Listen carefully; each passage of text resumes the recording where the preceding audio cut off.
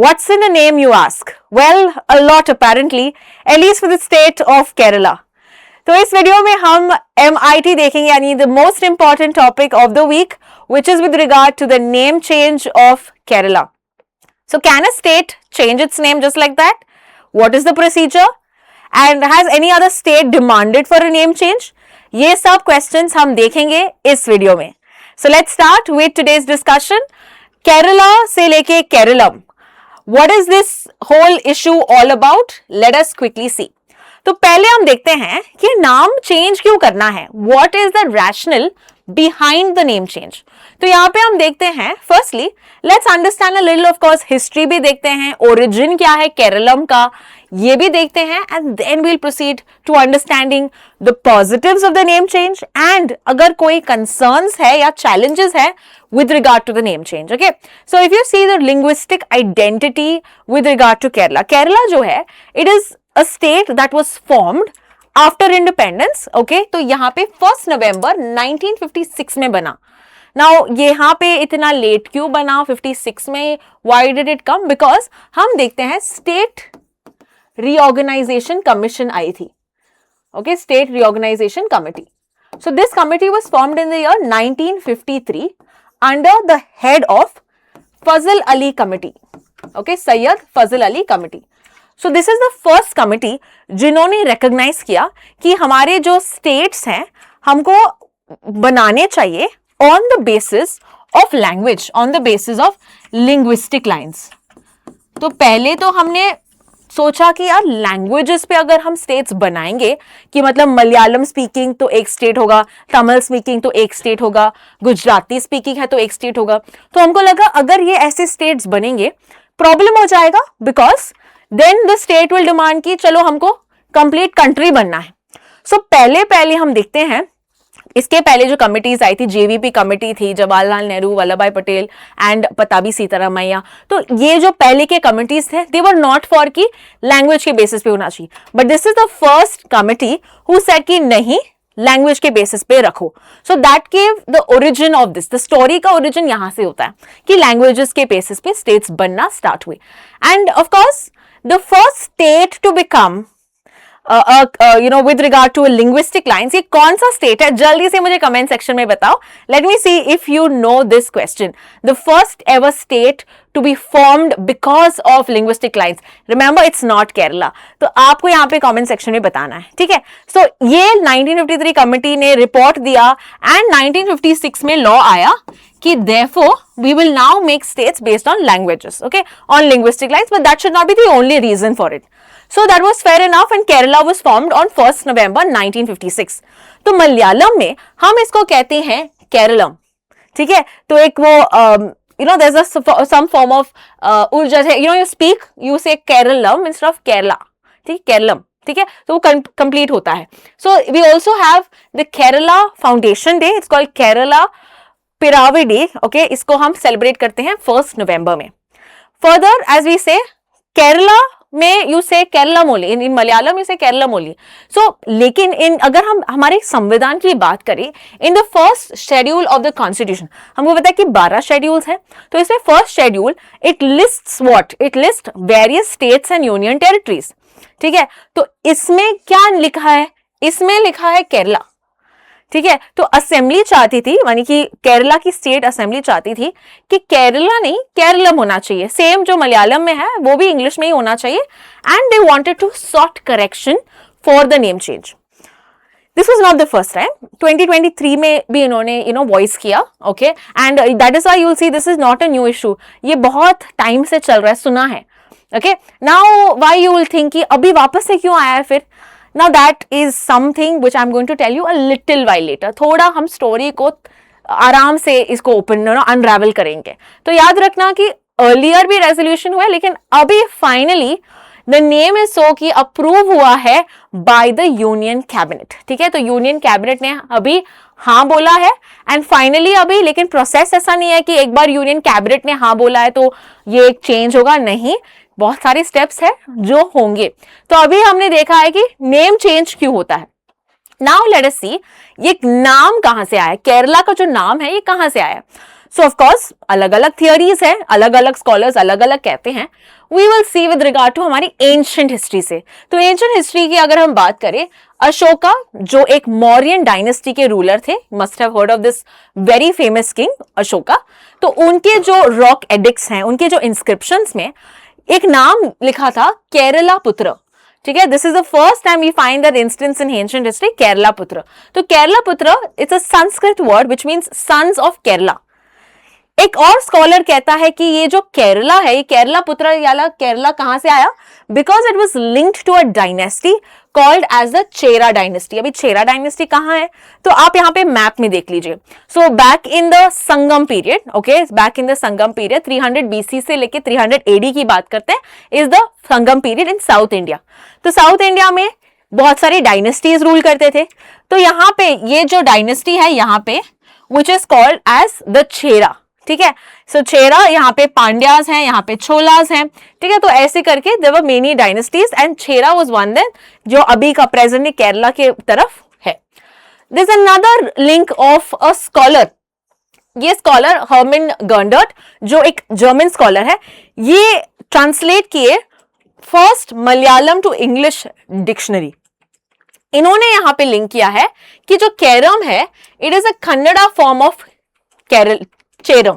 ठीक है, Keram Cheram both are same. It is basically in which language you spoke it. Okay, now Keralam जो है it was considered as Cheram. ठीक है, and what is Keralam, what is Cheram, ये जो रीजन है बिटवीन गोकर्णा एंड कन्याकुमारी, इस रीजन के बीच में लाता है Keram. So that is another you can say theory कि केरम का नाम कैसे आया.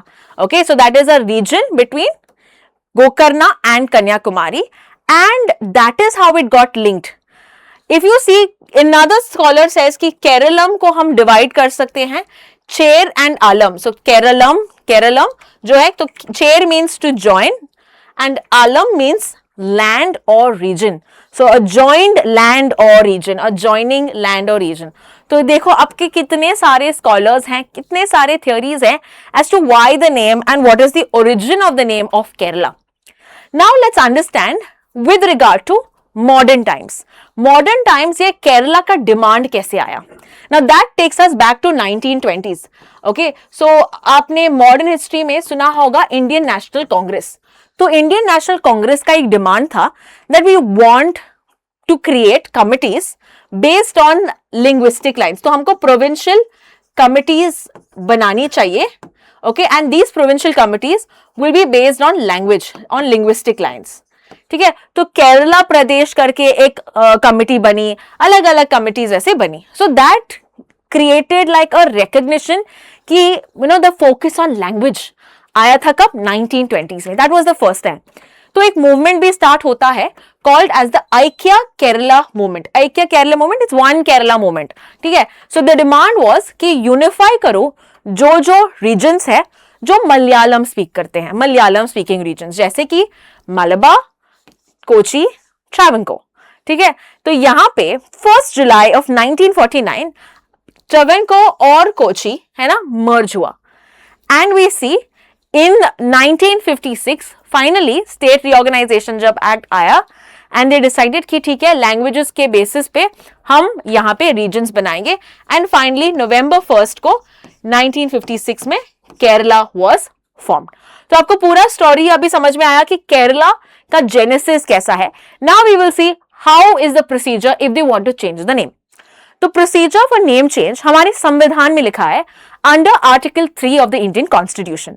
आर्टिकल 3 में क्या क्या बताया है. आर्टिकल 3 सेज कि the sole authority to change the name lies with the parliament. मतलब पार्लियामेंट के अगर सहमति नहीं हो then we can not change the name. So parliament के पास ये पावर है फॉर नेम और for changing names, for forming new states and for even altering boundaries. Boundaries change करना है, स्टेट का नाम बदलना है, या अगर आपको एक नया स्टेट बनाना है किसी एग्जिस्टिंग स्टेट में, एग्जिस्टिंग स्टेट से. So again who has the power, it is the parliament who has the power. Now the procedure is very simple. Let's quickly break down the steps that are involved in changing the name. तो again article 3 हमारे लिए बहुत ही important है. Okay, and जहां पे बोला है कि पार्लियामेंट के पास पावर है. नाउ ऑफकोर्स अगर आप नेम चेंज कर रहे हो, you first need to ask the state कि क्या हम आपका नेम चेंज करें, है ना. Most of the time of course the state itself says कि हमको ये नाम पसंद नहीं है, बिकॉज पार्लियामेंट अपने एंड से नाम ऐसा ही चेंज नहीं करेगा अनलेस कोई पॉलिटिकल इंक्लिनेशन हो, otherwise it will not change the name. Reason being it is a very costly affair, ठीक है, क्योंकि आपको क्या क्या चेंज करना पड़ेगा, आपको पूरे रिकॉर्ड्स चेंज करने पड़ेंगे, आपको कॉन्स्टिट्यूशन चेंज करना पड़ेगा, क्योंकि शेड्यूल में दिखा है in the first schedule the list of names of changes है. We also have to change with regard to intelligence bureau के रिकॉर्ड्स हैं, सर्वे ऑफ इंडिया है, सेंसस वाले रिकॉर्ड्स हैं, तो registrar general of India, department of post है, postal letters और सब में भी हम केरलम लिखेंगे. फिर बहुत सारे गवर्नमेंट वेबसाइट्स हैं जहां पे when you drop down the button you get Kerala, है ना, तो अभी केरला नहीं केरलम चेंज होगा. So you see that so many places आपको नेम चेंज करना पड़ेगा. So don't you think it's a very costly affair, time taking है.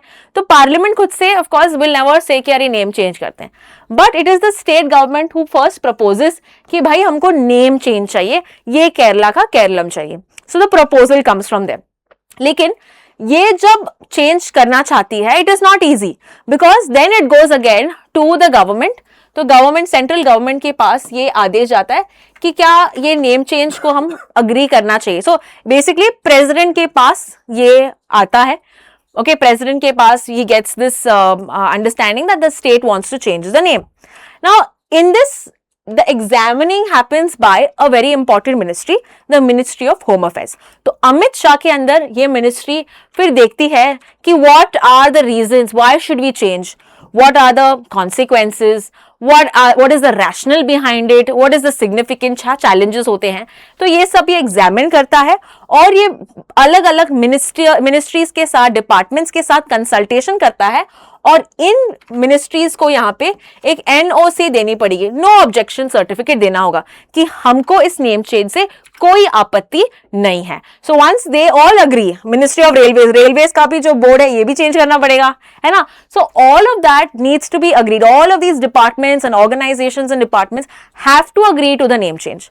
तो मान लो कि इन्होंने भी बोला ठीक है we are okay with the name change, हम कर लेंगे भाई, सभी वेबसाइट्स और सब चेंजेस कर लेंगे. उसके बाद क्या होता है, तो once they agree the name change, now it goes with regard to the bill formation.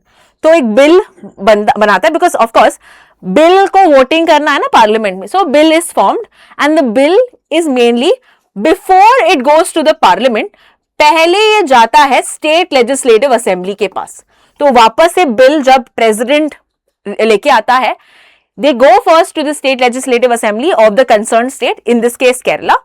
तो ऑल ऑफ दैट, जस्ट एक बार तुम्हारे व्यूज क्या है एक बार चेक करो, सब कुछ सही है. Once they again agree saying that हाँ ठीक है this is good, then it goes to parliament. Okay, then it goes to parliament. फिर वहां पे पार्लियामेंट में वोटिंग होता है. अभी वोटिंग कैसा होता है, do we have a simple majority, special majority, absolute majority, कैसा होता है voting. Now in this case हमको संविधान को अमेंड करना है, बट फिर भी in article 3 and article 4 that we talk about, we don't do a special majority, we do simple majority. तो introduction and passage of the bill, याद रखना दोनों लोकसभा और राज्यसभा में बिल पास होता है, दोनों के पावर्स सेम है. And with regard to simple majority यहाँ पे वोटिंग होता है. मान लो लोकसभा में और राज्यसभा में they get enough votes. Now what do you mean by simple majority for my new students, 50% of votes चाहिए. मतलब अगर 100 मेंबर्स हैं, 100 मेंबर्स के 51 votes I want. Okay, so majority wins, right. तो मेजोरिटी वोट्स मुझे चाहिए 50% at least. Now once they get the confirmation, ये approve हुआ, वापस से ये जाता है प्रेसिडेंट के पास. पार्लियामेंट के बाद वापस जाता है प्रेसिडेंट, बिकॉज प्रेसिडेंट फाइनल आपका सिग्नेचर स्टैम्प करेगा, असेंट देगा, है ना. सो द फाइनल से goes to the president once again. Okay, and then a notification is sent कि now the name change is going to happen and the final एक final form, एक final एक agreement sign होता है जो notify किया जाता है. So this is the whole procedure. I am going to just have a recap once again. तो पहला स्टेट प्रपोज करता है कि हमको नेम चेंज चाहिए. उसके बाद कैबिनेट, ओके, कैबिनेट या you can say ministry of home affairs check करता है. तो अभी ये स्टेप कंप्लीट हुआ है, this step is complete with regard to the cabinet approving कि हाँ ठीक है वी अग्री की नेम चेंज कर लेते हैं. फिर अभी प्रेसिडेंट रेफर करेगी bill to the state legislative assembly, पहले उनके व्यूज एक बार वापस से चेक करेगी, उसके बाद पार्लियामेंट में पास अभी वोटिंग हो जाएगा, पार्लियामेंट में वोटिंग होगा, पार्लियामेंट में अगर अप्रूव हुआ तो प्रेसिडेंट के पास असेंट के लिए आएगा, प्रेसिडेंट फिर असेंट देगा और फिर एक नोटिफिकेशन जारी करेगा कि अभी नेम चेंज हो गया है। Is that clear? So this is the whole context of how it goes. Current status अभी तक कहां तक बात पहुंची है? कैबिनेट ने अप्रूव किया है, नाउ द बिल जो है will be gone to the legislative assembly, state legislative assembly of Kerala.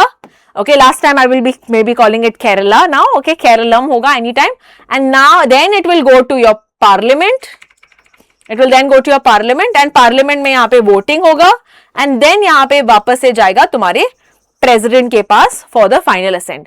ठीक है? And once all of this done, first schedule of the constitution will be held amended. And we will see the Kerala will get the new name. Okay, तो ये हमने current status भी देखा है. Now let us see what is the significance of the move. इससे positive क्या है? Why are we changing the name? What is positive about it? So firstly, इसकी cultural significance है. We know in Malayalam हम अगर उसको Kerala बुलाते हैं, then what is the harm in using the original name as it was intended?